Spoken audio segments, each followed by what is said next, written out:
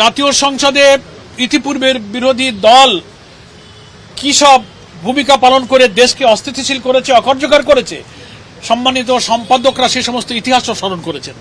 সেক্ষেত্রে আপনারা যে ব্যতিক্রম সেটাও উনি প্রশংসা করেছেন এবং আমরা সংসদকে কার্যকর রাখতে চাই, কিন্তু সেটা কনস্ট্রাকটিভ এবং রেসপন্সিবল একটা অপোজিশন হিসেবে আমরা দায়িত্ব পালন করতে চাই। এবং সম্পাদকরা এটা স্বীকার করেছেন, আমরাও তো বলেছি যে সরকারের দায়িত্বে যারা আছেন তাদেরকেও দায়িত্বশীল হতে হবে, তা নাহলে শুধু বিরোধী দল একা সব দায়িত্ব নিয়ে দায়িত্বশীল হতে পারে না। এ ব্যাপারে সরকারি দলের পক্ষ থেকেও সহযোগিতা এবং দায়িত্বশীল ভূমিকা কাম্য। এই সব আলাপ আলোচনা কিন্তু হয়েছে। আপনাদের সকলকে ধন্যবাদ।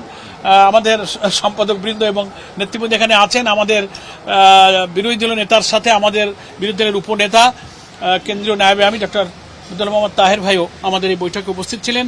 অনেক মাননীয় সংসদ সদস্য, নির্বাহী পরিষদের অনেক সদস্য আমাদের সঙ্গে উপস্থিত ছিলেন। বিশেষ কোনো কারণে অনেকে আসতে পারেননি, তারা টেলিফোন করে আমাদের কারণও জানিয়েছেন। আমরা তাদের প্রতি কৃতজ্ঞ এবং আমরা গণমাধ্যমের সাথে জামাত ইসলামের কোনো দূরত্ব আছে বলে আমরা মনে করি। উই আর ট্রাইং, আমাদের সাধ্য অনুযায়ী সর্বোচ্চ চেষ্টা করে যাচ্ছি। আজকে সম্পাদকদের সাথে মত বিনিময়টা সেই প্রচেষ্টারই একটা অংশ। আপনাদের সবার সহযোগিতা কামনা করি। প্রশ্নই আসে না আপনারা, আপনি বিং এ জার্নালিস্ট, আপনার নলেজে আছে। আমাদের আমির জামাতের বক্তব্যটা আমরা আবার স্মরণ করে দিই।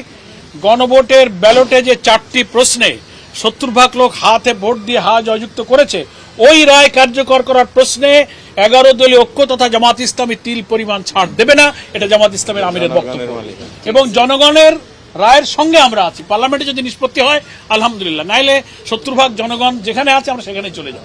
আর আমরা এই কর্মসূচির কন্টিনিউয়াস প্রোগ্রাম হিসেবে আগামী 5 তারিখ থেকেই সারা দেশের বিভিন্ন রুটের লং মার্চ কর্মসূচি আমরা ঘোষণা করেছি। আপনি ইতিমধ্যে অবগত আছেন। 5 তারিখে সকাল 7টায় শাপলা চত্বর থেকে চট্টগ্রামের উদ্দেশ্যে আমাদের লং মার্চের বিশাল গাড়িবহর যাত্রা করবে। সারা দেশের মানুষকে, এই রুটের সমস্ত জনগণকে অংশগ্রহণ করার, সফল করার জন্য আমরা সহযোগিতা কামনা করেছি।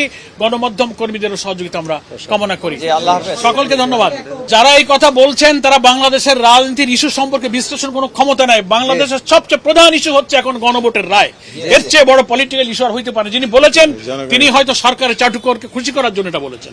আপনাকে ধন্যবাদ।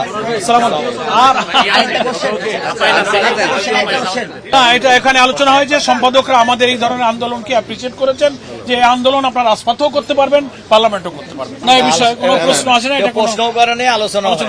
ধন্যবাদ ভাইজান।